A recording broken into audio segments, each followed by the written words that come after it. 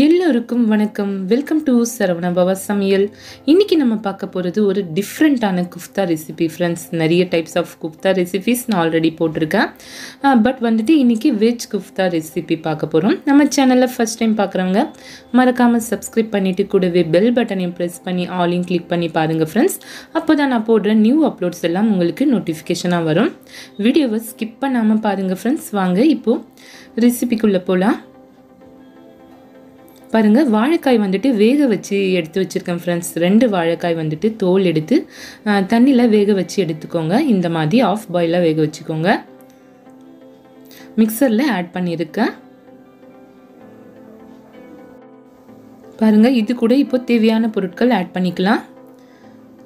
வடித்த கடலை, பச்சை மிளகாய், அப்புறமா வந்துட்டு பட்டை, லவங்கம், இது மட்டும் நான் ஆட் பண்ணியிருக்கேன். கூடவே கொத்தமல்லி தழை ஆட் பண்ணிக்கலாம்.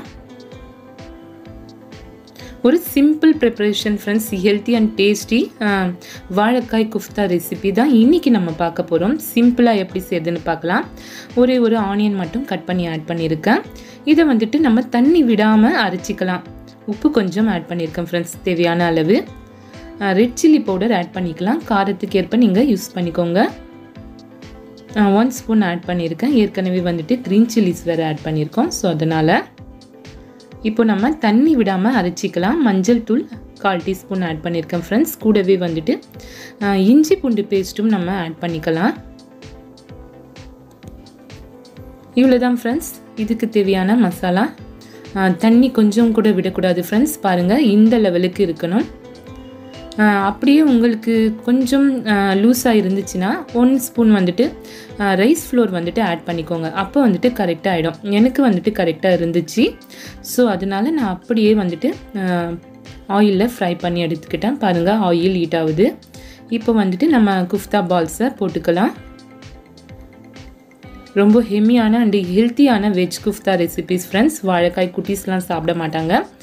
இந்த மாதிரி நீங்கள் ப்ரிப்பேர் பண்ணி தாங்க, கண்டிப்பாக சாப்பிடுவாங்கன்னு நினைக்கிறேன். ஏன்னா நல்லா இருக்கும். இது பெஸ்ட்டு ஈவினிங் ஸ்நாக்ஸ் கூட சொல்லலாம், லஞ்சுக்கு கூட சாப்பிடலாம் ஃப்ரெண்ட்ஸ். மறக்காமல் வீட்டில் ட்ரை பண்ணி பார்த்து உங்கள் கமெண்ட்டை எனக்கு அனுப்புங்க ஃப்ரெண்ட்ஸ். பிடிச்சிருந்தால் லைக் பண்ணுங்கள், உங்கள் ஃப்ரெண்ட்ஸுக்கும் ஷேர் பண்ணுங்கள். மீடியம் லோ ஃப்ளேம் வச்சு ஃப்ரை பண்ணி எடுத்துக்கோங்க. இல்லைனா உள்ளே கொஞ்சம் வேகாமல் இருக்கும், கலரும் சேஞ்ச் ஆகிடும். ஸோ அதனால் மீடியம் லோ ஃப்ளேம் வச்சு ஃப்ரை பண்ணி எடுத்துக்கோங்க ஃப்ரெண்ட்ஸ்.